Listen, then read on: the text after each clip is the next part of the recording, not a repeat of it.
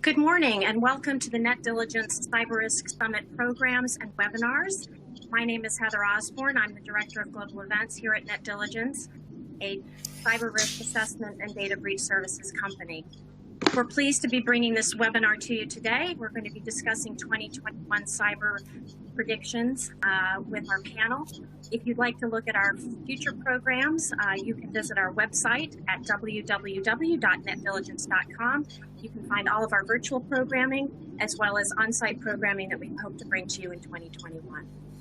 I'd like to thank our sponsor today, Guidewire, for underwriting this program, as well as our speakers for bringing their insights to this topic today.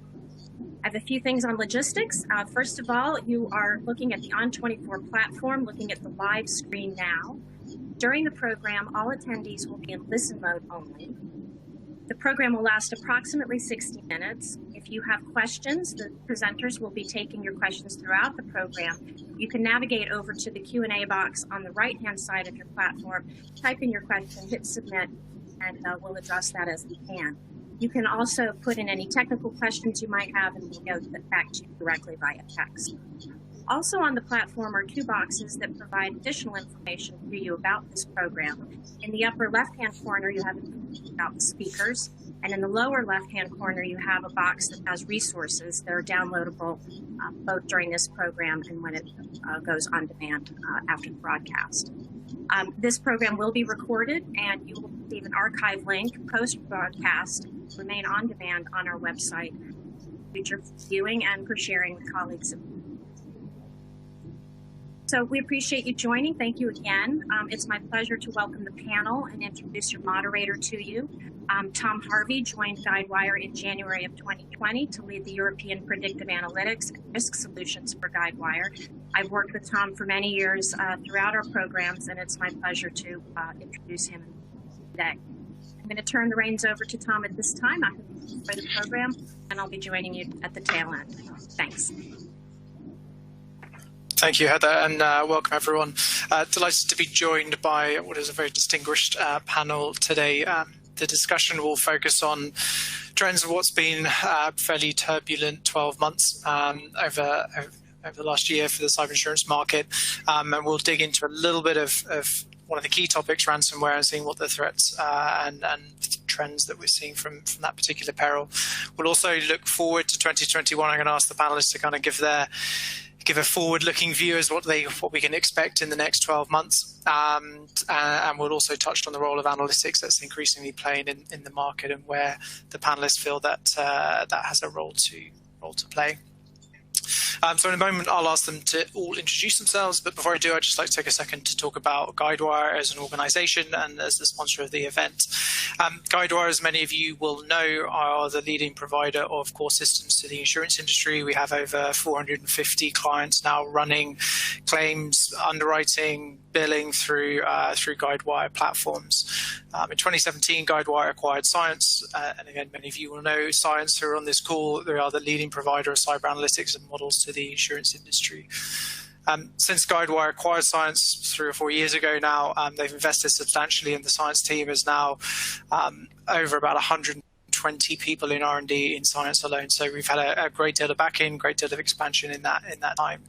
The mission still remains exactly the same: to bring together as much cyber relevant data as possible, to analyze it and to provide and to leverage the smartest data scientists, the insights from an wealth of insurance experience and cybersecurity experience, to bring together analytical capabilities to help inform underwriting, risk selection, pricing, portfolio management, etc. So that's a little bit about Science. So I'll hand over now to the panelists and ask them to introduce themselves in the order that I see them on the screen. Tracie, would you like to go first? Introduce yourself, and if possible, talk a little bit about AIG and what you feel has made AIG as such a success in the cyber insurance market. Okay, thanks, Tom. I'm Tracie Grella, and I'm the Global Head of Cyber Insurance at AIG. My responsibility is for the strategy of how we handle cyber risk and bring our products to market across all the products at AIG, how we're looking at cyber risk and measuring and monitoring that risk. I think our global footprint has been instrumental to us in that we've been in many countries for a number of years, well established, and so we've been really leading across the world in cyber insurance and product development in this space and thought leadership. Great, thanks, Tracie. Maya, may I have you next? Sure, thanks, Tom. Welcome from me. I'm honored to be on this panel, so thank you for the invitation. My name's Maya Bundt. I'm heading the Cyber and Digital Solutions team at SwissRe. And I think in SwissRe, I don't have to introduce really what has made us successful in the cyber world, I would say, is some of the things that SwissRe brings with it, like a very solid balance sheet, the global reach, things like that. But on top of it, I think we have invested quite early into the space. Actually, I think in the 2000s, we already developed products for non-damage business interruption, non-physical damage business interruption, things like that. We have built up very, very knowledgeable underwriters all over the globe. And that combined with some, the development of some innovative solutions, I think, has made us so far, I must say, quite successful in that field. Great, thanks, Maya. Paul? Yeah, thank you. Hello, everyone. I'm Paul Bantick. I'm the global head of the cyber business here at Beazley. Been at Beazley for about 15 years. Beazley obviously writes insurance globally for cyber. I think the thing that's been core to our success is probably, number one, we provide a lot of services outside of insurance around cyber and our cyber products. But probably most importantly, I think the thing that's most critical to success is, I'm one person, but it's the people. The underwriters, the claims managers, and the breach response team that we have really is what I see as one of the biggest values that we bring. Great, thanks, Paul. And Tom, moving on to you. Sure. Tom Reagan. I am the U.S. and Canada Cyber Practice Leader at Marsh. I also chair our Global Cyber Board, having been at Marsh for a little over 6 years, and before that spent the bulk of my career on the underwriting side. So, at Marsh, I think we're the world's most trusted and innovative cyber risk and insurance advisor. So I think the key to our success, in addition to, obviously building on the foundation of our people, we do think we've got the biggest and most experienced bench in the business, is, as we focus on what we're trying to bring to clients, it's more than just an insurance transaction. It's really helping them understand their fundamental risk environment and how they understand, measure, and manage cyber as a risk, as opposed to a technical security problem to be solved, because this is an enduring issue that clients are going to deal with, I think, for the rest of our careers. Yeah. Thanks, Tom. I'll start with you, actually, and it'd be great if you can give kind of the broker perspective on 2020. Obviously, a pretty turbulent year, and now it's in the rearview mirror. It'd be good to get your thoughts on the kind of key takeaways that you took the year. Yeah, sure. So I think, look, in the U.S., we have a saying about the month of March, which it comes in like a lion and out like a lamb. 2020, I think, came in like a lamb and went out like a lion. The year, I think, was set up for a lot of success. The market has been growing consistently for a long period of time. Rates had been trending upward, but I think were generally manageable. And then obviously two key events. One, of course, was the pandemic, which has transformed everything about how we live and work. From a cyber perspective, I think there were actual impacts. The transition that organizations made to remote work effectively overnight, our organization did it, certainly raised a lot of concerns about cyber risk. I think a lot of organizations had to focus on uptime and availability at the expense necessarily or potentially of security in the short term. But we came through that transition well. However, as the year went on, there was a continued drumbeat of claims activity. And what had been percolating in the background coming into 20 started to grow throughout the summer, and by the end of the year had become so accumulative. Of course, we're talking about the impact of the broad category of ransomware, that by the end of the year, we saw some increasingly radical and urgent action taken by the underwriting community. We're still trying to sort through exactly what that means, but clearly we're in a period of transition and evolution in the space as the market looks to understand what is the path forward in the face of what I would call an epidemic of ransomware, right? If COVID is a global pandemic, then it's quite clear that cyber is an epidemic. The only other comment I'd make is that this is all against a backdrop in the global business environment where anxiety over cyber risk has never been higher. I think as business leaders and executives have come to recognize that there is no future without a digital operation, that no matter where we go from here, organizations are going to have to embrace elements of remote work and everything that entails. Anxiety around the cyber future has never been higher. We do a study with the World Economic Forum in Davos every year that asks global leaders what they are most worried about from a risk perspective. And in North America, for example, this year, coming into 2021, cyber was ranked as a higher risk than COVID.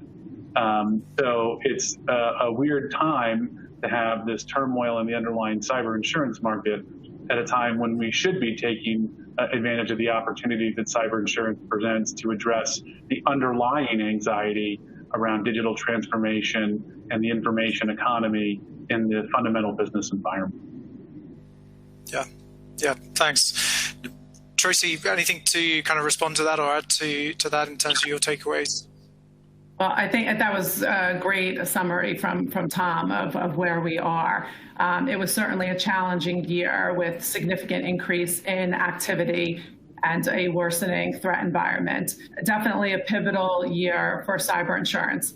For a number of years, the industry has been working with governments and regulators and cybersecurity companies who have been saying to us, when is the insurance industry going to be able to encourage and require certain controls to help improve the security of organizations? And I think coming off of last year and going into this year, we really hit a period where we're able to do that.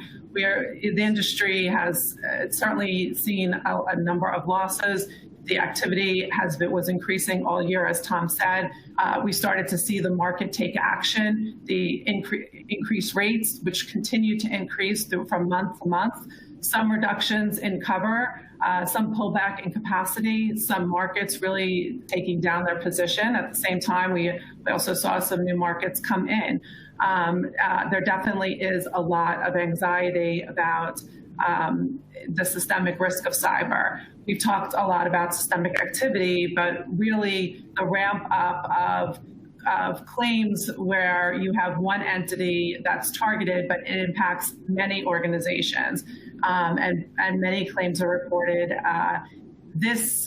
We're starting to see that more and more, and we're predicting that we're going that will continue. That's been predicted by others. And so we continue to see that increase. So it really was a big change, but I think there's a great role for the insurance industry to play here in understanding claims at the root cause of loss activity, working with our clients to help them improve themselves, enforcing best practices and controls to help strengthen the networks, and really partner with our insureds to improve their security and the overall security of all the organizations. Yeah, thanks. So Tracie, maybe just to come back to, you mentioned systemic risk. So the attritional losses that we've seen from ransomware have put a pretty high burden on loss ratios. Given that context and the concern around systemic risk, how ready do you feel the market is for a systemic event if and when one might happen? I think the market has been working on a number of scenarios, and there's a lot of partnerships and working groups to work on those scenarios. We've certainly been engaging with the modeling companies, trying to bring all that expertise together, also working with government agencies and cybersecurity professionals. So we are taking all that information, forming the scenarios, running them against our portfolios, and we've been making improvements in better understanding affirmative cyber. So where is the cyber on our portfolio besides the cyber product itself? and making sure we're bringing that into the modeling. So there's been a lot of steps forward. I think we've been trying to focus on the data that we need for that. Again, I think it significantly involves the claim information, which we need at a much deeper level than we're getting. And I know we've been asking for a lot of underwriting information, but we need more information there as well. And focusing on really these outsourced service providers that organizations rely on. We need to understand when we're underwriting and insured how exposed we are to the entities that they're connected with. So, over the years, the industry's been asking for more data and more information and being more specific. I think that's going to have to continue to help us build up our capabilities with modeling out the systemic exposure. So more work to do, but we're definitely moving in the right direction. Yeah, thanks, Tracie. Moving on to Paul. Question maybe a word slightly differently instead of just the trends, but I was chatting to a colleague, Paul Mang, who many of you may know from his time at Aon, and he brought up a great quote from Warren Buffett, and we were discussing its potential relevance to cyber market, being, a rising tide floats all boats, but it's only when the tide goes out that you realise who's been swimming without their trunks on. Do you think there's been a bit of that going on? Maybe to ask in a slightly more PC way, you think there's a few carriers have been caught out with the rising loss ratios? I don't know if there's people being called out. I don't know if that's, everyone's got their own book, everyone's got their own position. I think what happened in 2020 is we realized what happened in 2019, right? So everyone's talking about the year of 2020, but if you look at it on paper, the bad year for cyber insurance so far, the worst year is 2019. And I think, on the good news, cyber's a short tail class of business. We're talking about, a problem, less than a year out from really realizing it. In terms of insurance, I think we should remind ourselves that we are dealing with a short tail class of business. And I think the market, in a certain way, is reacting like more like a short tail class of business was than the longer liability lines that perhaps a lot of us have dealt with and come from historically. I mean, when you look at it, 2019 was a really bad year, and I think the worrying signs was that continued into 2020. Now, that's driven by ransomware. We haven't seen, yet a systemic event in cyber that's going to of any magnitude, but certainly the rise in frequency and severity of ransomware is what's caused the issue. Normally frequency or severity you can look at, and it's been more manageable with the cyber classes over the years. But when you have ransomware, which has brought both, and I think the other thing it brought that has opened people's eyes is the business interruption. Business interruption has become a coverage that we've added to cyber policies for years now. We've been working on that with the broker partners over the last 3, 4, 5 years. It's become a key driver of demand. And what ransomware does is it's bringing that to the forefront and making those losses very real. So I think, you've actually got the business interruption putting through on 2019 and 2020. The only thing I would say is there are some positives as well. Number one, I think the way just generally the cyber market responded to lockdowns. I mean, we carried on transacting and growing through that. A lot of lines of business suffered a slowdown. I don't think we necessarily saw that to the same extent. The world of lockdowns and whatnot actually helped sustain cyber demand during that period, which was obviously one positive thing for the industry. I think the other thing is, we are providing solutions. We're talking about that we've been paying lots of claims. There's been lots of articles out there, in recent years about cyber insurance and the value of it. Well, I think the last 18, 24 months has shown that absolutely these claims are being paid. And then I think lastly is bringing data and technology to the forefront. I think we're all, as an industry, starting to realize that data and technology and how we use it, how we interact with our broker partners, our clients with this data is going to be critical to the cyber market moving forward. Yeah, perfect. Thanks, Paul. That's super interesting. I mean, you mentioned the big increase in frequency and severity of ransomware. Interested in your thoughts on specifics that may be driving that dynamics. Is there anything the insurance industry you feel can do to actually address that? I think the key is it's very hard to focus on severity. If you try and just target severity, that's a very difficult thing to do. So for me, and certainly at Beazley, what we've been focused on is the frequency. How can we help clients have less of these ransomware events? And so Tracie mentioned it, but we strongly believe that a risk management-based approach is the way forward now.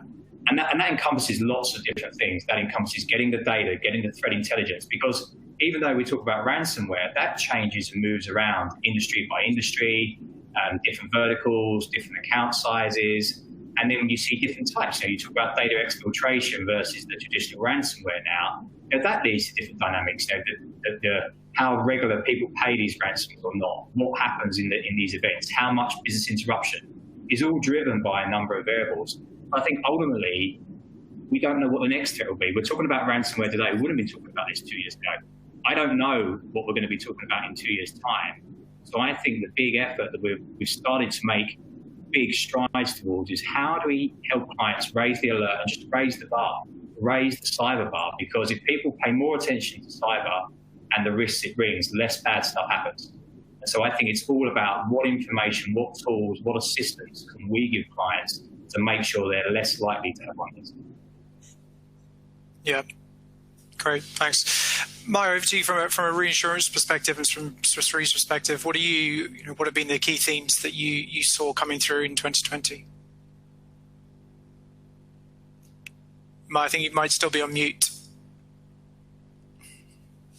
Somebody always has to be on mute when they are talking. So finally, we've got that done. My kids are making a lot of noise. So at some point, you'll hear me saying, excuse me, please, that's my kids being in the house and not acknowledging that I asked them to be quiet. But I think my co-panelists have already kind of made a case of, what the market was like. What I would like to put out here is really the view of the customer. And what we've seen and all over the place is for business that they have, I think, accepted now that managing cyber resilience has become a cost of doing business. There is no way around that. So that is just part of what you have to do in order to operate whatever business you have.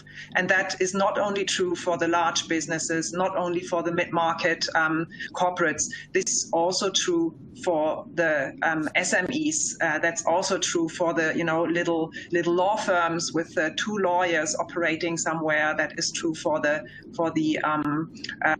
medical practitioners having a little praxis somewhere. This is true for everybody. And I think this is one of the basics that we have been talking about for years and years. When we were talking about why is the market's developing, but it's still kind of slow in many areas. There was a huge kind of what we call the protection gap always with these smaller businesses. And that was mostly due because there was not the acknowledgement and the awareness that that is a real business. And I think Paul and Tom have already, alluded to that. That has changed now. Everybody has understood it is a real risk. It can hit everybody, and managing that risk has become a necessity and will stay a necessity from here on. So that is one part of it. What we've also seen, and that is, I think, something that is even a bit newer from last year, is the understanding of individuals that they are also facing cyber risks. And I think one of the big drivers here was a pandemic with everybody working from home all of a sudden, and all of a sudden people thinking, oh, I have to kind of safeguard my work environment from home. Oh, but my family is here.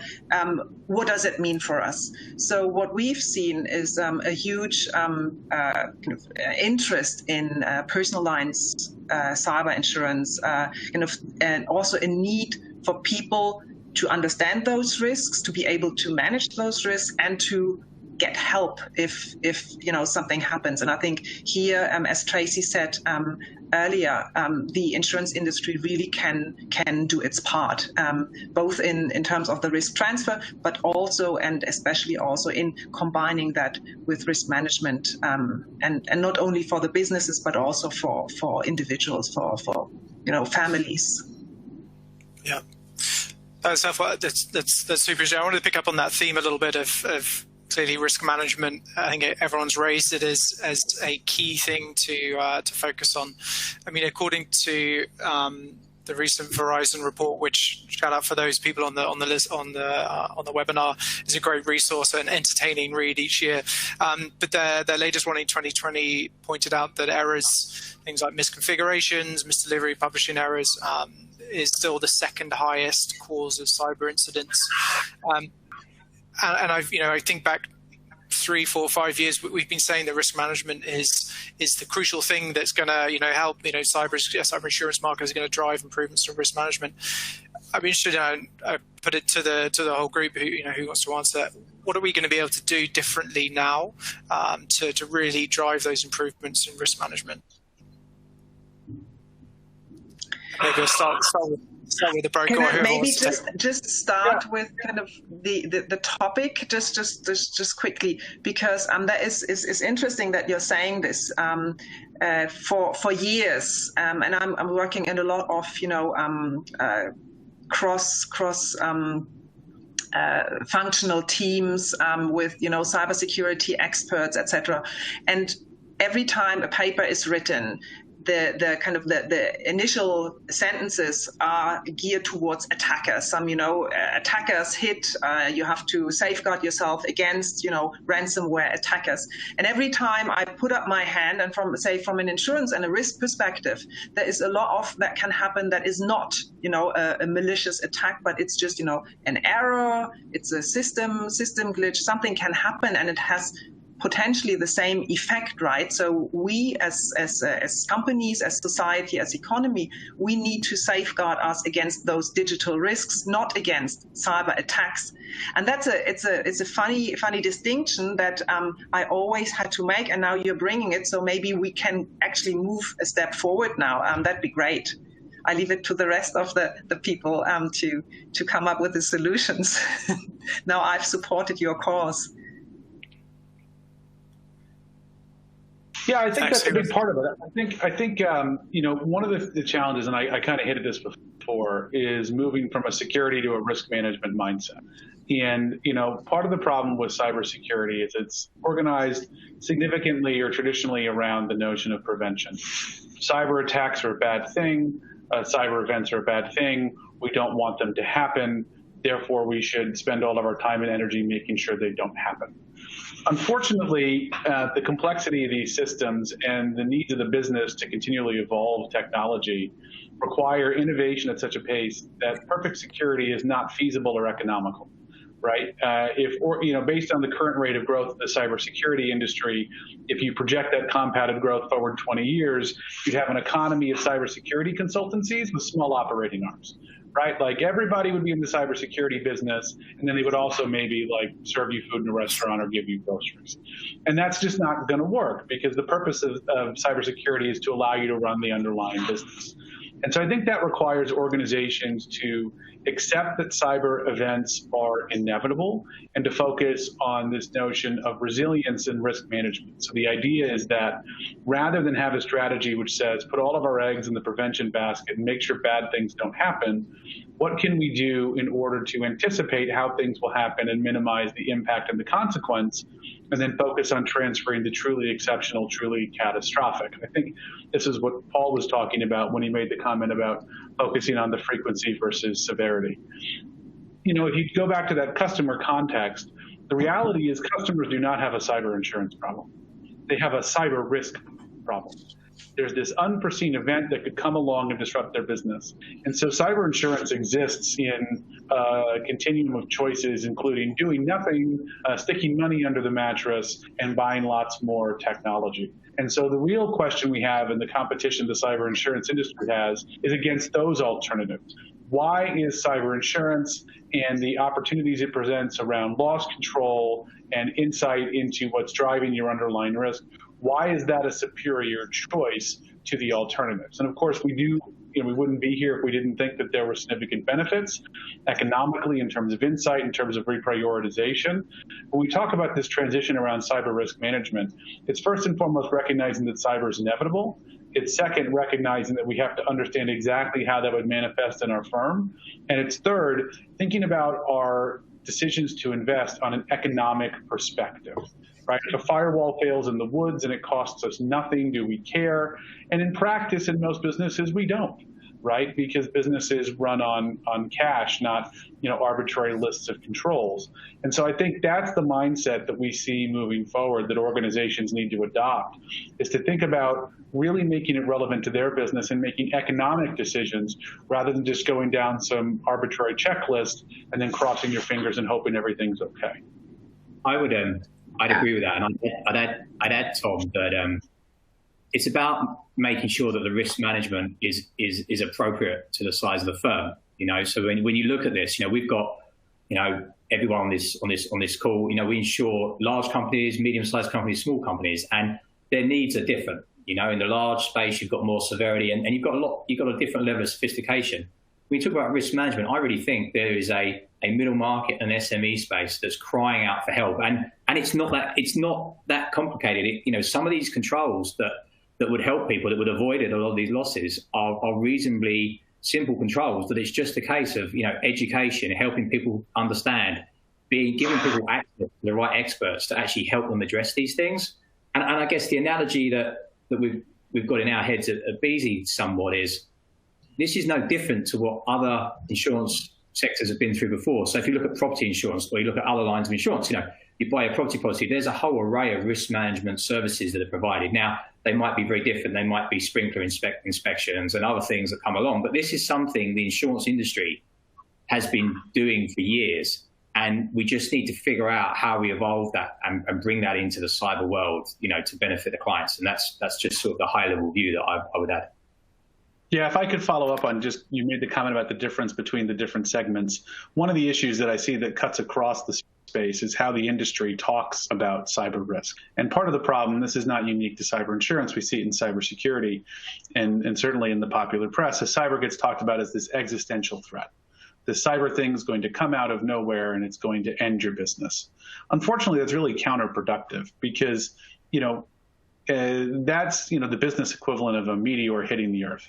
And it's something that could happen, but you don't see a lot of insurance for it, because if a meteor hits the Earth, we're all gone, right? And so the appropriate reaction to that kind of an existential risk is either do nothing or work really hard to prevent it. And so I think one of the challenges we have, regardless of segment, in addition to making it real and tangible for clients, is recognizing that this is a manageable risk, that we're not talking about inevitably anything going wrong. When we overhype the risk, we make it impossible to come in with risk management solutions, because if it really is that bad, there's no point talking about insurance or risk management. You just either do everything you can to stop it or don't worry about it, because it'll all be over in the morning. It is a manageable risk, and I think that's a great point. And what we find is that our average clients really still have weak security controls today. There's still a lot to be appreciated in how to implement the controls. So when we talk about misconfigurations, what we've found is that companies are putting controls in place, but they may not be in place in all the right spaces they should be within the network, or they're not configured the right way that they should be. And so by not turning on certain functions or using the tools in certain ways, organizations are failing their security. They're making these investments, they're buying things and installing that are correct, but they're not using it the right way, configuring it the right way, or using the controls in the right areas of the network.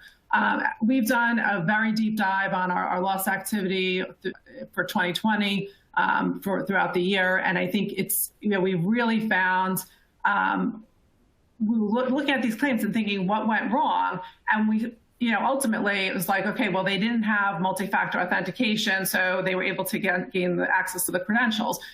But when you go look at the application, they say they do have multi-factor authentication. I think one of the things we've been doing wrong in the industry, we just haven't had the experience enough yet, is that the questions that we've been asking have been very high level. Do you use multi-factor authentication? Do you use endpoint detection? These questions, we have to learn from what we're seeing in the marketplace, what we're seeing from the claims that are coming in, and determining what went wrong, what was the root cause of that, and making these questions a little bit more detailed. And by doing that, we can also help our clients steer them in understanding where these controls seem to be failing. They are a lot of times making the investments. It's just this misconfiguration and not using the tools appropriately. So that we have to get this better understanding and really focus in when we're thinking about risk selection. I think we have to do a better job at getting deeper into the questions that we're asking and understanding how the controls are deployed within an organization.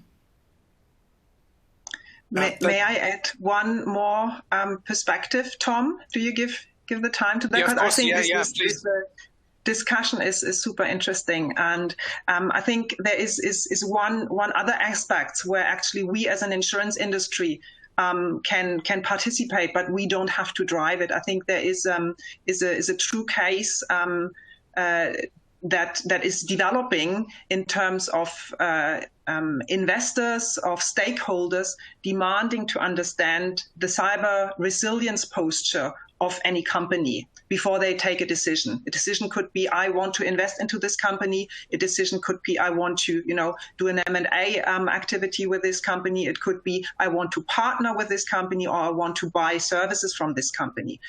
Right now, there is no way the public has an overview, a transparency of what the actual cyber resilience posture of any company is. And if we compare that with, for example, what's happening now in the ESG world, right, with reporting standards coming out, the companies now all having to report on their ESG risks, etc.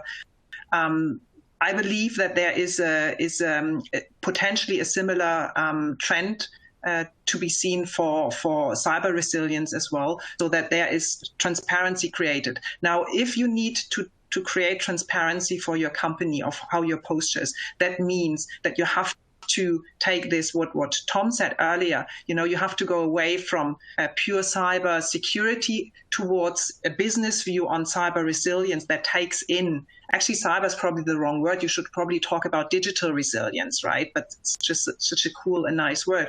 But that is, I think, something that will probably develop over time, and will then generate this need for a different discussion, for a need to have this more risk-centered discussion within the companies.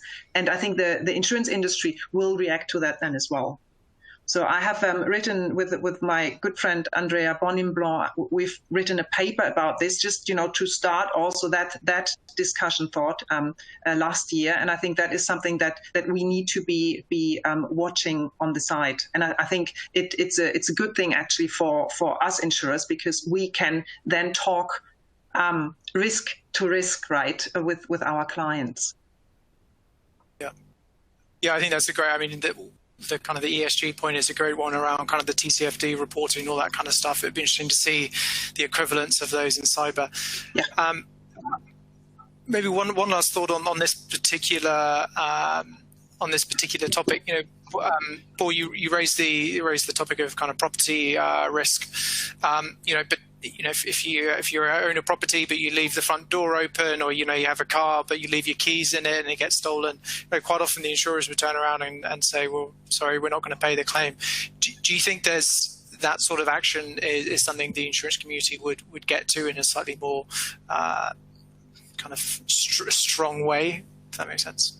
I think it's really important that we continue to find ways to provide coverage for the threats and the events that are impacting clients. At the end of the day, you take Tracie's point, they're answering a question on application one way. They're answering that with best intent, right? They're answering that because they think they're right, because they think they're doing that. That's not a reason to start to think about coverage. I think what we've got to do, and it's more broader, it forms part of a broader education process. Education not just for ourselves, but also for the clients. And I think as an industry that the time is, we've come through what has been a turbulent 18, maybe 24 months, and we've got to keep finding ways to evolve the product and actually to provide coverage, because at the end of the day we have helped thousands and thousands, tens of thousands, possibly hundreds of thousands of clients in the last 2 years. Yep. Great. Thanks, Paul. I think that sets us up well to move on to the next topic, which is kind of what we can expect from 2021. And maybe a question for Tom, as you're kind of advising your clients as they go into their renewals. Obviously, we've had a lot about, the market about increasing rates, but I mean, interested in your thoughts about how you're advising clients at renewal time. Yeah, I think first of all, I think you got to, in these situations, you can quickly devolve into the Donald Rumsfeld, the known knowns, the known unknowns, the unknown unknowns, and I think right now we're in a period with a lot of known unknowns. We know that there's going to be a lot of uncertainty and volatility over the next 3 to 6 months. And I think that is reflective of two things that are coming together. One is the claim and loss trends, just the pure economics of the product, as the panelists have talked about. And so in response to that, there's going to be a question of identifying, assuming that things level out or improve, what is the equilibrium price of the product. Cyber is already a relatively expensive product in comparison to many other insurance products, just on a rate per million. So I think it's important that we continue to watch that. But that trend is going to have to work itself out. The second half, and perhaps the most uncertain, is what are those very specific controls that the underwriters will look for. And traditionally, when this has happened in the cyber market, there's been a process of a working out through the market mechanism and through the renewal mechanism to figure out what is actually driving underlying loss and exposure. And so that's the specificity clients need. Over time, it's going to take time for that to bed in and to come through in the results. But I think we're still early in terms of figuring out with some specificity what exactly a good risk looks like. I think the underwriters are still trying to work that out for themselves. But I think that will be equally, if ultimately not more important, to give clients the guidance on what it is they're supposed to do specifically, right? It's easy enough to say you need to improve your controls and to do better. But to get some specific understanding of what that looks like, to see that start to come through in the terms, and to start understand the pros and cons and the economic trade-offs for the client in terms of investment, we hope that those controlled investments will be relatively modest, right? Because the client's not going to spend $5 million on a security control to save $50,000 on their insurance. So I think that process is perhaps a little bit longer. I do perhaps naively, I am optimistic that by the second half of the year, we'll start to work through this. This is not the first epidemic issue the industry has faced. In fact, I can think of 3 since I've been in the industry over the past couple of years. And there is an urgency around it this time. This is perhaps the most challenging because of its breadth.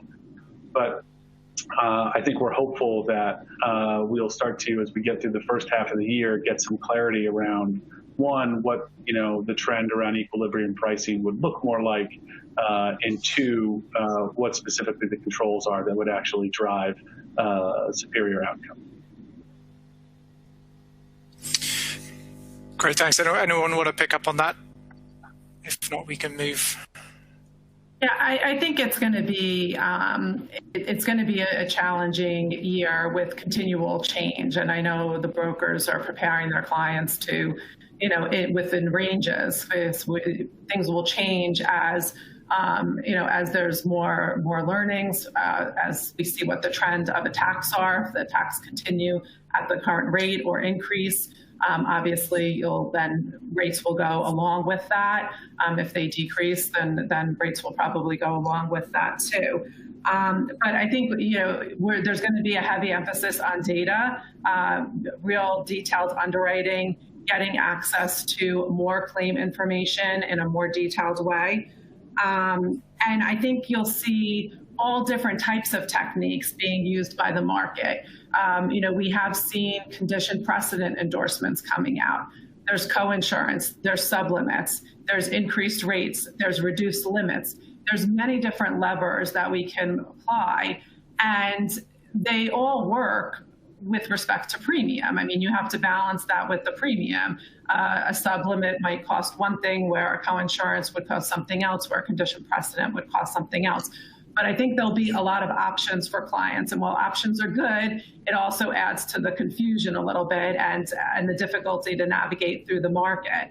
But I think that clients will see a lot of options, different ways that they can go. The price will have to be adjusted with all of those options. I'm not that optimistic for more harmony in the market. I felt like Tom was saying that, towards the end of the year that things would come together a little bit more. I think, cyber moves very quickly. It's changing constantly. All the underwriters are trying to do what they think is right, learning from it. And I think that there will continue to be, organizations that are focused on potentially some different controls or thinking that one type of approach is better than another type. So I'm not sure if there'll be if there'll be too much harmony, because I do think we're in a time of transition and this environment is moving very quickly and we have to navigate it in real time. Yeah, I think, Tracie, if I can just add to that, what you were saying about the data and the hard facts, right? I think that will eventually help harmonize some of the approaches, right? To really define, what works in terms of risk management measures and what doesn't really work. And I think the industry is working together in many aspects to get a better handle on it. But I think we are only now kind of getting also the data in that helps us deal with this in a more scientific way. And then we obviously have the changes and the trends and that will keep us on our toes, I guess, beyond this year even. Yeah, I think the only thing I would add to a lot of the very good comments would be, we're going to see the evolution of the hardening market, and there's going to be market dynamics that play out like we've seen in other markets. We're probably also going to learn and see a lot more about how these BI losses adjust in this year. A lot of them have only just been submitted. Now they come in quite a while after the event. So I think this year could be a year where we learn a lot more just as an industry about adjusting these cyber BI losses. And I think that's going to be something that's going to be very useful, because there will be more threats, different threats in the future that may bring that BI exposure with them. And I guess the last thing I think that we've been very focused on is people, right? This year, a hardening market is not an easy place. And Tom says, we've seen two in cyber before. I think this is nothing like what we saw with, the retailers and the healthcare. And, this is something very different. And I think making sure that as an industry, we're equipped to navigate our way through this and to make sure that, the clients are getting solutions. Yes, things are changing. Yes, it's going to be a lot harder, but I think being clear, being consistent is going to be pretty key, and communicating well just as an industry during 2021 is going to be critical. Yeah, I don't disagree. I think, Tom, you'd made the comment at the start about Warren Buffett and you don't know who's naked until the tide goes out. I think the point I would make and the relevance to this is that this is not the tide going out. This is the tide going in. The tide will go out in a year.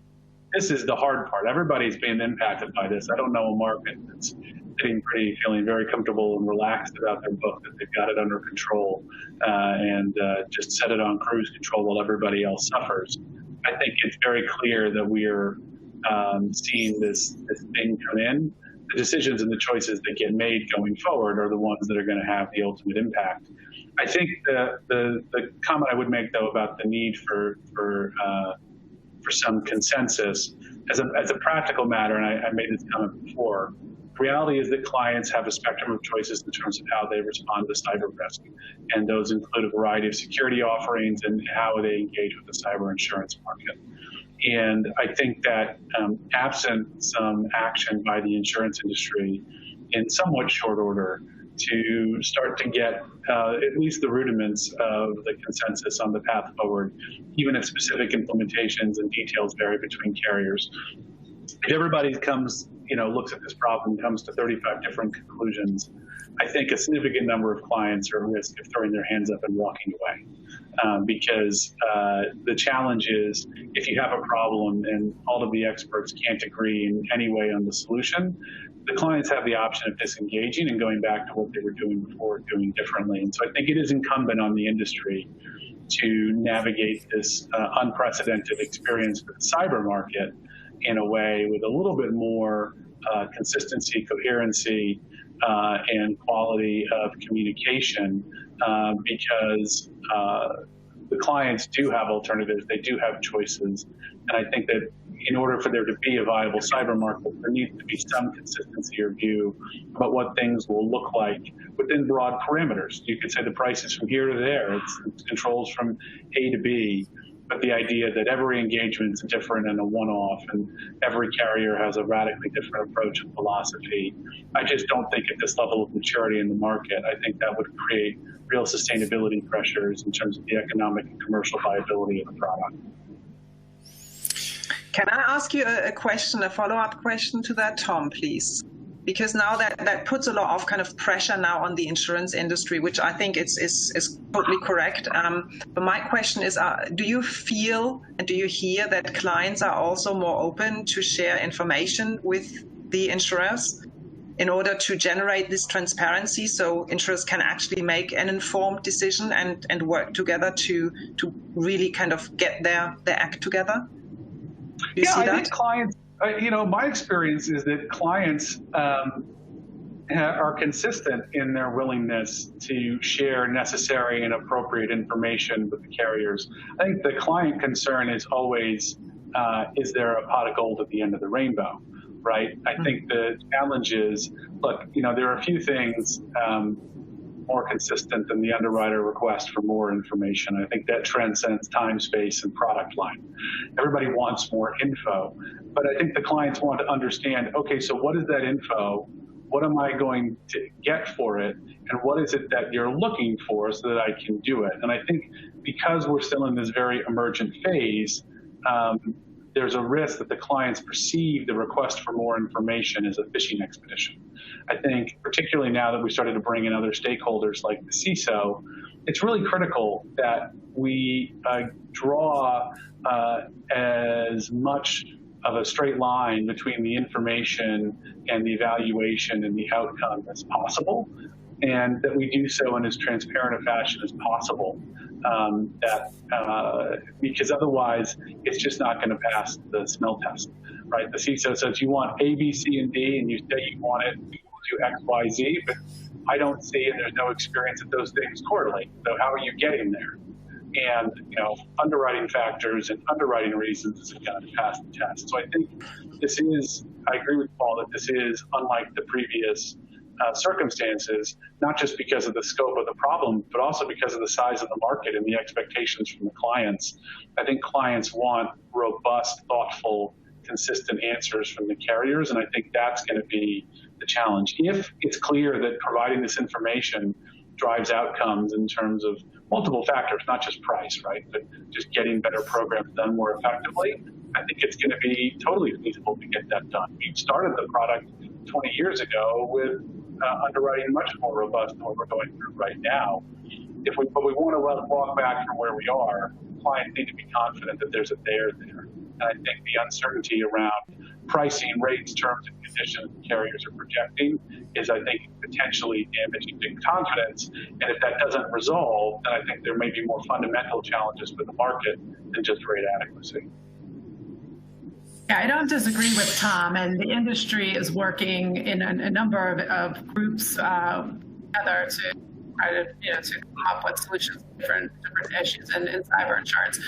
And I think as it matures, when we see things that work, it will be adopted more across the industry. The issue is that it's the quick change of cyber, and as Paul mentioned before, we're talking about ransomware now, but in a year or 2 years, it could be something else. And so we have to constantly change what we're looking for, where we're focused, how we need to manage the product. And I just think that dynamic is what keeps it from getting more standardized and getting into more of a mature marketplace. So I do think that that's going to continue because these changes will continue.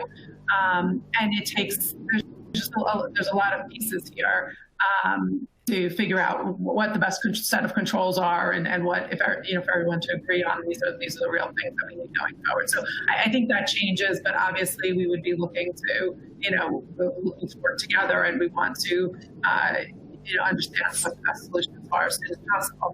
But there's also, it'll also be interesting to see how the excess carriers start to respond, because also, as Paul mentioned, the proof of losses are just coming in on the business interruption claims. They usually come in several, not just one, but over a period of time. And so, a lot of the claims that are open today, as much as we do say, cyber is fast moving and it's quick to realize the losses, there is some tail on some of the losses too, not extremely long, but relative to other products, but still taking time to realize where these losses are going into the excess layers and how the excess market's going to respond, what that means for capacity, what type of information are they going to be looking for. So there's just so much more development here, and that's why I don't think we'd love to, it's not that we don't want to work towards that harmony, I just don't see that happening. Gonna jump in. I think that we could have continued that discussion for a long time more. I did promise to take some questions from the audience, and appreciate there's been a ton of questions come in. We haven't spoken about analytics, but maybe I'll kill two birds with one stone by using an audience question. What do you see the role of analytics, automation technology in the market going forward, particularly with the themes that we spoke about improved underwriting, diligence and risk management? I don't know, Paul or Tracie, do you want to take that one? Analytics, I think is going to be a huge part of the future of cyber insurance. I think we're relying on, we're using it a lot now. I think we'll be relying on it more over time. There's all different types of analytics. Many of us are using tools to identify malware on our insurance networks or critical vulnerabilities, working with our clients to alert them on those vulnerabilities and work with them to patch them up. To improve the risk, and that's going to be a huge part of cyber insurance going forward.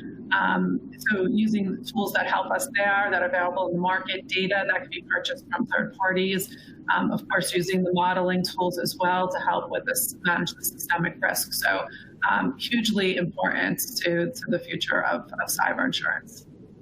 Yeah, I mean, I agree. We've spent a lot of time on this in the last 18 months. Data, analytics, threat intelligence, our claims data that we're all building, on all this stuff.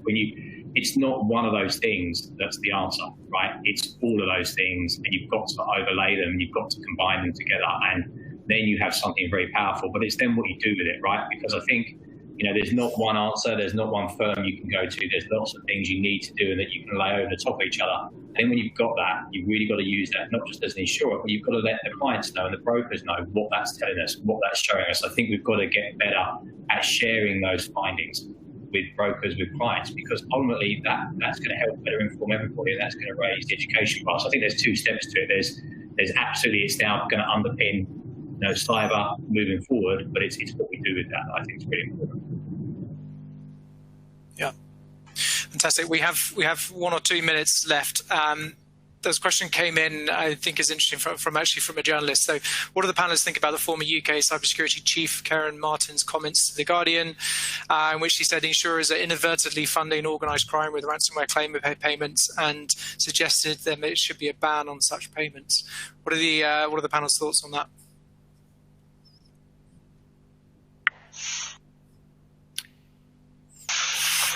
So who wants to take it?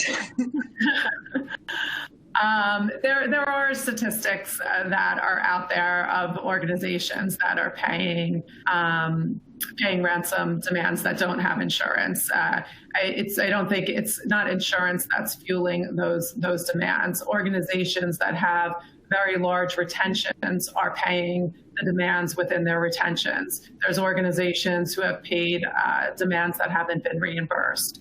So it's and the percentage of companies buying cyber insurance worldwide is still relatively small. So many don't really see it being insurance that's fueling it. It's organizations want to recover quickly. Some of them don't have the right controls and right access to their data. It's really about making sure that the controls are in place. And that the risk management procedures are there to keep those companies. It has nothing to do with the insurance.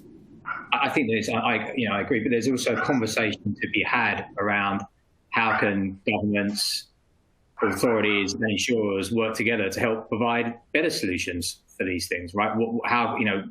There's a lot of threat intelligence out there.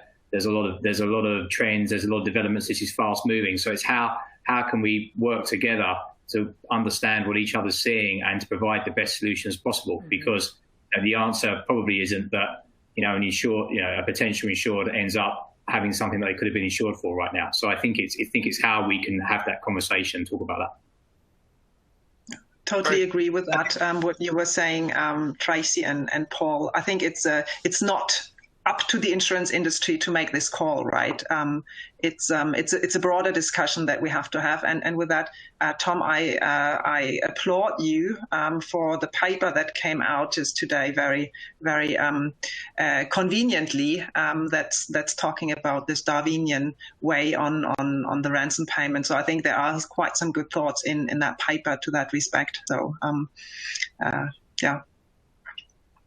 Thanks. I see we're coming up at the top of the hour. Thank you so much for the panelists and all the audience for attending.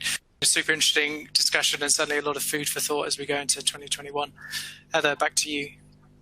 Thanks so much, Tom. Great job moderating this panel. Terrific discussion. I honestly feel like we could have a continuation of this pretty much every week for the next year. So again, thanks to Paul, Maya, Tracie, and Tom for joining us today. Again, look for a link for the archive on demand version of this program. You'll be able to continue to download materials from that platform. And we look forward to seeing you again soon at another virtual program, or hopefully in Philadelphia and Santa Monica this year. Thanks, everybody, and have a great day. Thank you. Thanks. Bye. Thanks.